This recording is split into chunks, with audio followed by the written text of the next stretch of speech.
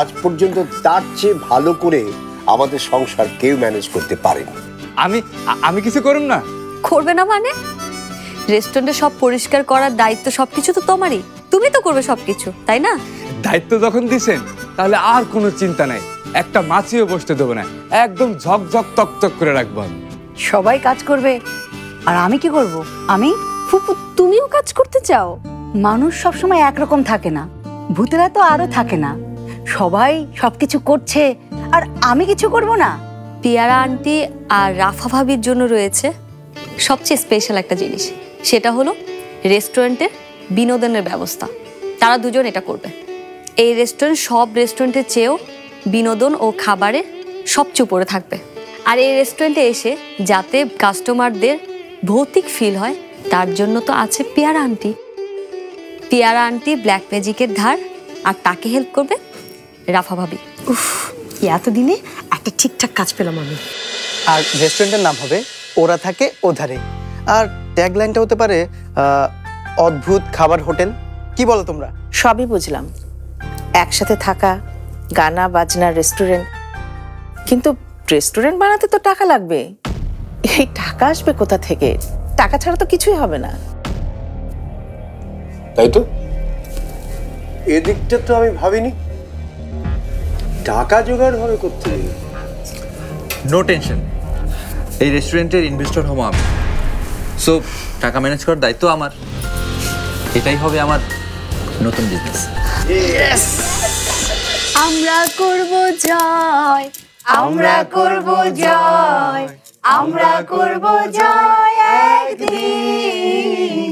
ও বুকের গভীরে আমরা জেনেছি, আমরা করব জয় একদিন। এরপর থেকে আমাদের আর পিছনে ফিরে তাকাতে হয়নি। যত দিন গিয়েছে তত গ্রাহক বেড়েছে। এমনও সময় গিয়েছে মানুষকে বসার জায়গা দিতে পারেনি, তারপর তারা অপেক্ষা করেছে। আর এই জনপ্রিয়তার কারণেই অনেকে আমাদের উপর রুষ্ট। তারা মনে করছে যে তাদের ব্যবসায় আমরা ক্ষতি করছি।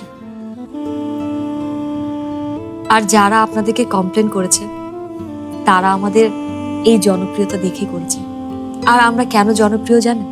কারণ আমাদের মধ্যে কোনো ঘৃণা নেই, আমরা পরস্পরকে ভালোবাসি, এটাই আমাদের ক্ষমতা। আর সেই ক্ষমতা বলেই কি আপনারা দুই ভুবনের বাসিন্দা একসঙ্গে থেকে গেলেন? তা বলতে পারেন। আজ আমি যা শুনলাম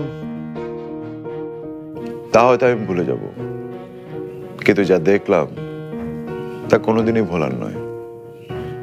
আর এসব কথা কাউকে বললে কেউ বিশ্বাসও করবে না।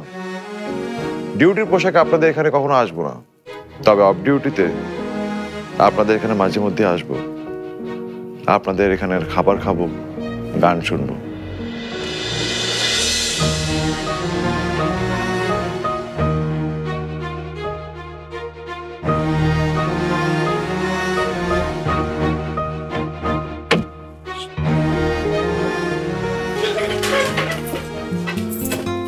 এক্সকিউজ মি,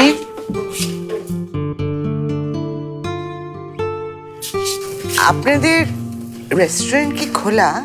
না মানে আমরা আসলে এখানে এসেছিলাম, পরে ক্লোজ দেখে চলে যাচ্ছিলাম, কিন্তু তারপর আপনাদের গল্প যেটুকু শুনেছি এর পুরোটুকু শেষ না করে এখান থেকে আমাদের পক্ষে যাওয়া অসম্ভব। সত্যি দারুণ গল্প। আর আপনাদের এই অদ্ভুত প্রেমের গল্পটা নিয়ে আমরা ভাবছি যে আমরা একটা সিনেমা তৈরি করব, এবং সিনেমার নাম হবে ওরা থাকে ওধারে, যদি আপনারা রাজি থাকেন।